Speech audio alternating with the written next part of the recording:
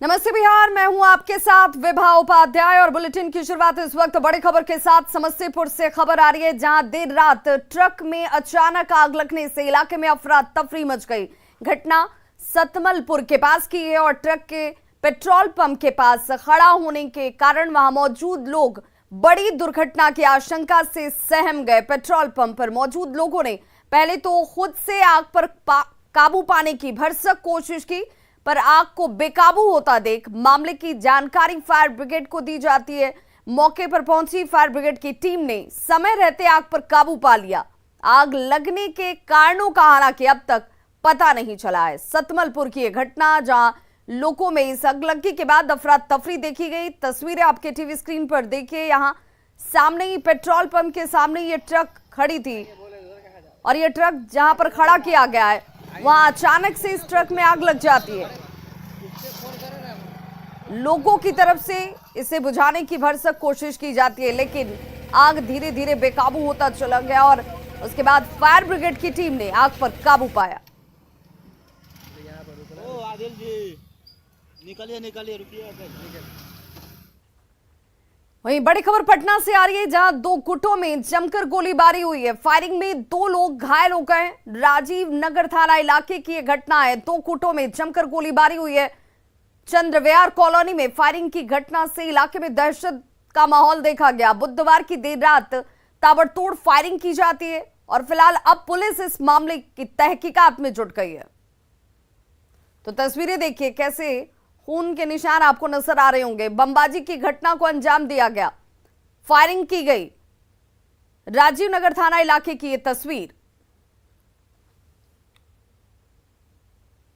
किनको लगी है, किनके द्वारा चलाई गई है, इसकी जानकारी नहीं है। इस संबंध में हम लोग जांच कर रहे हैं। कई अस्पताल को दिखवाया गया है, अभी जख्मी का पता नहीं चल पाया। कितने लोगों को लगी है, सब कुछ पता चला? एक विवाद क्या था? अभी पता ही नहीं है, न गोली चलाने वाले का पता है, न गोली लगने वाले का पता है। तो अभी घटनास्थल पे खून गिरा हुआ है। जी हाँ। और बड़ी खबर कोरोना से जुड़ी हुई सामने आ रही है। बिहार में कोरोना के मामले लगातार बढ़ते जा रहे हैं। 24 घंटे की बात करें तो 24 घंटे में 126 नए मरीज कोरोना संक्रमित पाए गए। पटना में सबसे ज्यादा 83 मरीज संक्रमित हुए। बिहार में एक्टिव मरीजों की संख्या भी अब बढ़ चुकी है, 409 तक ये संख्या पहुंच गई है। 24 घंटे में 126 नए मरीज संक्रमित के तौर पर सामने आ जाते हैं और सबसे ज्यादा पटना में 83 मरीज संक्रमित पाए गए और एक्टिव मरीजों की संख्या बढ़कर 409 तक जा पहुंची है। जिस ढंग से कोरोना के मामले लगातार बढ़ रहे हैं, उसे देखते हुए एक बार फिर से सभी को अलर्ट रहने की जरूरत है। एक बार फिर से साफ सफाई के नियमों को अपनाइए। बार बार हाथ धोना, सैनिटाइजर का इस्तेमाल करना, मास्क बिना पहने घर से बाहर ना निकलें। इन एहतियातों को बरकरार रखते हुए आप कोरोना से बच भी सकते हैं और संक्रमितों की संख्या कम हो सकती है। अगर अभी तक आपने कोरोना का बूस्टर डोज नहीं लिया है तो बूस्टर डोज जरूर लगवाएं।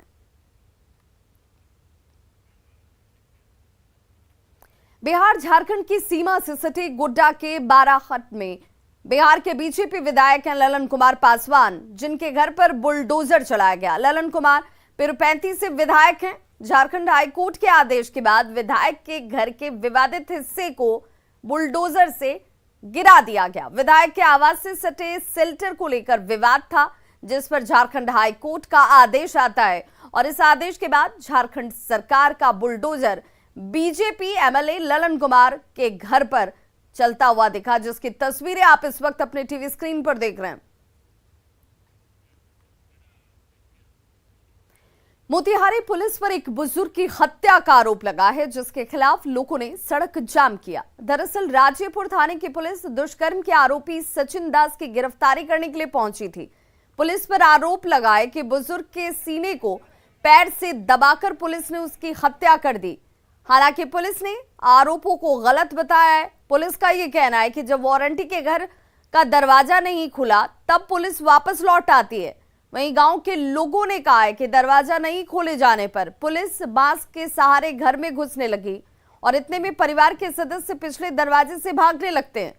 इसी दौरान पुलिस ने आरोपी के पिता को पकड़ा और उसके सीने को पैर से दबाया गया, जिसकी वजह से उसकी मौत हो गई। वहीं एसपी हार्ट अटैक से मौत की आशंका जाहिर कर रहे हैं और पोस्टमार्टम रिपोर्ट का इंतजार किया जा रहा है।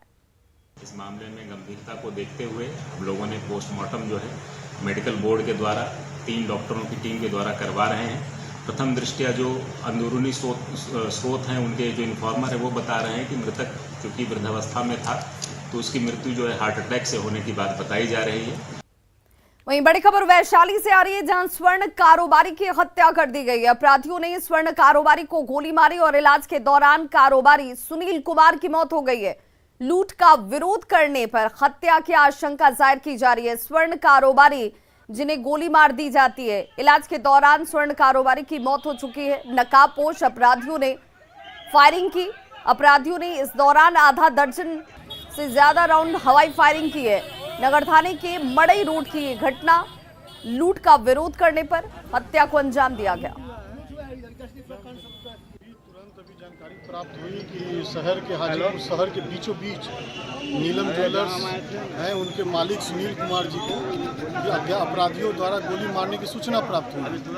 आनंद फानन में हम लोग सभी सदर अस्पताल वहाँ लेकर गए हैं। सदर अस्पताल है जहाँ उनको मृत घोषित कर दिया गया है। मुजफ्फरपुर में एक व्यक्ति ने अपनी पत्नी की हत्या कर दी और शव को मिट्टी में दबा दिया। 3 दिन बाद जेसीबी से शव को बाहर निकाला जाता है। बताया जा रहा है कि दहेज और बच्चा न होने की वजह से महिला की हत्या कर दी गई। घटना तुर्की थाना क्षेत्र के बाकरपुर की है। फिलहाल सभी आरोपी फरार हैं। वो जो बॉडी मिली है मृतका की, उसका ससुराल बाकरपुर में ही है, जो कि चौर से काफ़ी नज़दीक है जहां बॉडी मिली। तो उन लोगों पे तुरंत एक्शन लेते हुए, कार्रवाई करते हुए गिरफ्तारी का निर्देश दे दिया गया है और जल्द से जल्द इनमें संलिप्त लोगों की गिरफ्तारी कर ली जाएगी। साक्ष्य छुपाने के लिए बॉडी गए? जी, ऐसा ही प्रतीत हो रहा है कि इसमें लड़की के ससुराल वालों का हाथ लग रहा है। जो लोग भी उसमें इन्वॉल्व होंगे और साक्ष्य छुपाने की ही नियत से बॉडी को वहाँ पे डिस्पोज किया गया था। पूर्णिया में कनकई नदी से बड़े इलाके में कटाव शुरू हो गया है और अमौर प्रखंड के डहुवाबाड़ी और तालाबाड़ी में खेत और घर नदी में विलीन हो रहे हैं। लोग अपने हाथों से ही अपना आशियाना तोड़ने को मजबूर हैं। स्थानीय लोगों का कहना है कि पिछले साल भी तालाबाड़ी, नगरा टोला और आसपास के इलाके में करीब 250 घर कटाव की चपेट में आ गए थे, लेकिन प्रशासन ने कटाव रोकने के लिए कोई काम नहीं किया और एक बार फिर से कटाव जो है वो लोगों को डरा रहा है, सहमा रहा है। अमौर में कनकई नदी का कटाव देखिए किस तेजी से इस वक्त होता हुआ। आज से 2-3 दिन पहले उसका मतलब पानी में करंट नहीं था। अच्छा। आज से बहुत ज्यादा मतलब करंट है। अच्छा। और हमको लग रहा है कि आज पूरे दिन में 3-4 मीटर ये रोड मतलब खत्म हो जाएगी। लेकिन लगभग 200-250 घर मतलब बर्बाद हो चुका है। मैंने विस्थापित के साथ साथ कटान में चले गए। इधर से तालवाड़ी पंचायत, इधर से डवाबाड़ी पंचायत, दोनों का मुख्य मार्ग बीच में है। ये स्थिति है। ये अभी भीषण कटाव चल रहा है। उधर से कटहलबाड़ी वाला जो पुल बन रहा है, ड्राइवर सर भी वहाँ डूब गया। उधर से भी आना जाना बंद। अब हम लोग का मुख्य मार्ग यही था, अब ये भी कट के नदी में विलीन हो रहा है। वहीं पूर्णिया के कमिश्नर ने कहा है कि जल संसाधन विभाग कटाव रोकने के लिए काम कर रहा है और पिछले साल जिन लोगों के घर कट गए उनकी लिस्ट बनाकर मुआवजा देने की व्यवस्था भी की जा रही है।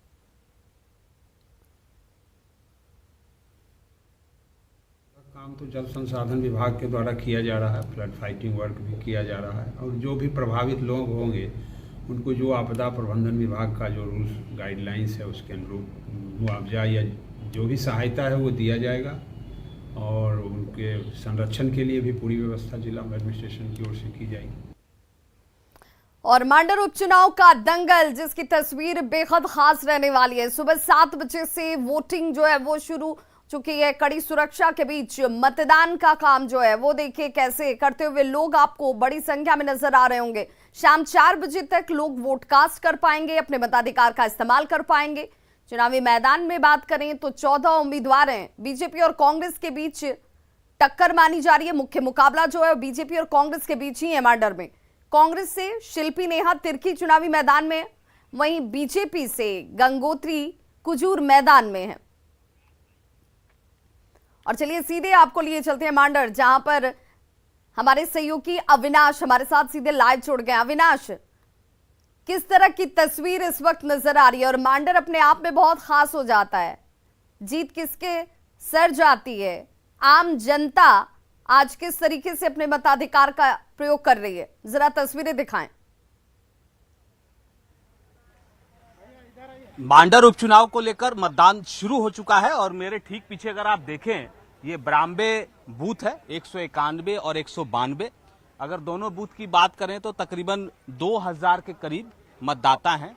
और जो सुबह की जो तस्वीर है वो सुबह की तस्वीर सुखद तस्वीर कहेंगे, क्योंकि सुबह सुबह अगर आप देखें तो ये कतारबद्ध जितने भी लोग हैं, जो मतदाता हैं, गांव के लोग हैं, इनको पता है कि मतदान क्यों जरूरी है।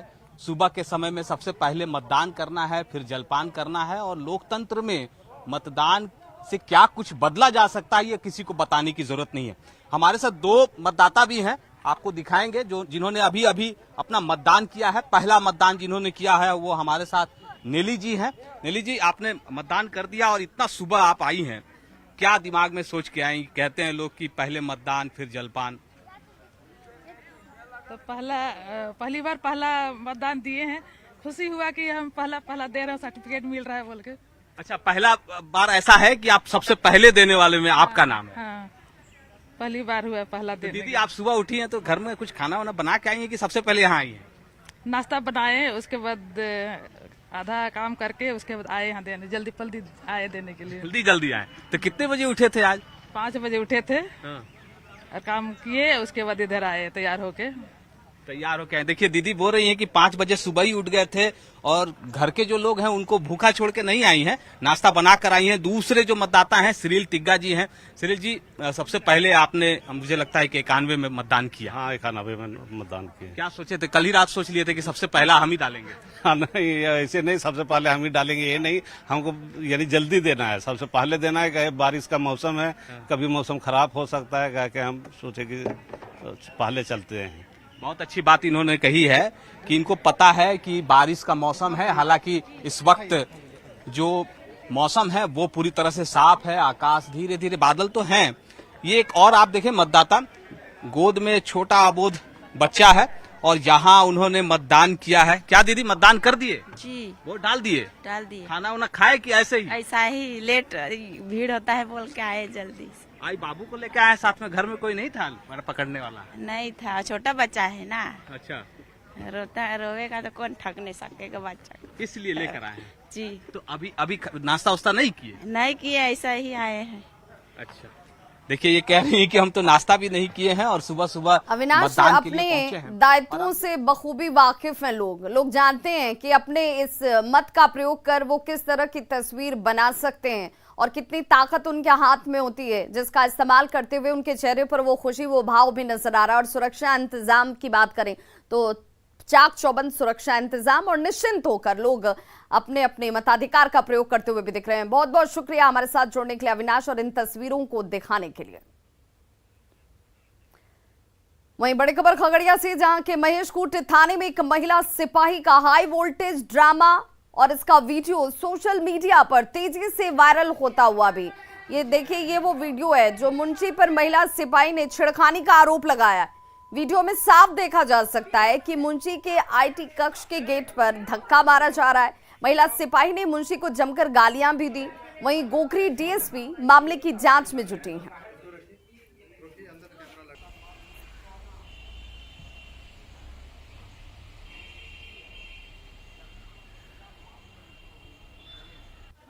खगड़िया में गोगरी प्रखंड के पौड़ा पंचायत में सड़क पर मिट्टी भराई और ईंट सोलिंग के दौरान जमकर हंगामा हो गया। दरअसल सरपंच काम को रोकने के लिए पहुंच गए थे, जिसके खिलाफ गांव के लोग ही एकजुट हो गए और सरपंच ओम प्रकाश यादव का विरोध शुरू कर दिया गया। गांव के लोगों का कहना है कि सरपंच अपने लोगों से काम करवाना चाह रहे थे, जिसका गांव वालों ने विरोध किया, जिस पर सरपंच धमकी देने लगते हैं। इसी के बाद हंगामा शुरू हो गया और सरपंच को यहां से वापस लौटना पड़ा।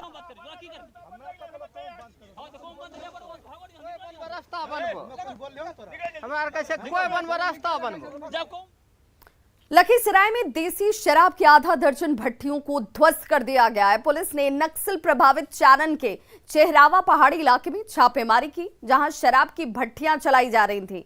2500 किलो जावा महुआ यहां से जब्त किया गया। हालांकि पहले से धंधेबाज जिन्हें इस बात की जानकारी मिल गई थी कि यहां पर कार्रवाई करने के लिए टीम पहुंचने वाली है। धंधेबाज यहां से फरार हो गए, लेकिन शराब की जो भट्टियां थी उसे ध्वस्त किया क्या, जावा महुआ को नष्ट किया क्या। बड़ी खबर सीवान से, जहां तेज रफ्तार कार बेकाबू होकर साइकिल दुकान में जाकर घुस गई। घटना नौतन थाना क्षेत्र के बंका मोड़ के पास की है, जहां तेज रफ्तार कार अनियंत्रित होकर साइकिल दुकान में घुस गई और हादसे में दुकान के पास बैठे 2 लोग घायल हो गए। हालांकि घायलों की हालत खतरे से बाहर बताई जा रही है। तस्वीरें आपके सामने है, जहां पर अनियंत्रित होकर ये बेकाबू कार जो है वो सामने की एक साइकिल दुकान में घुस गई।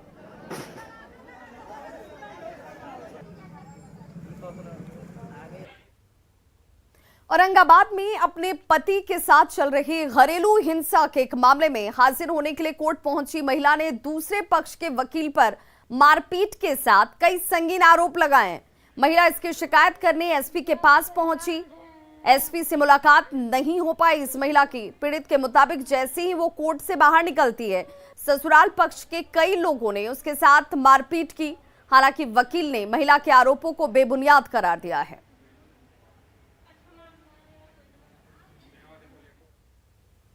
तो खबरों का सिलसिला लगातार जारी है, आप देखते रहिए न्यूज़ 18 बिहार झारखंड। यहां खबरों का सिलसिला कभी नहीं थमता।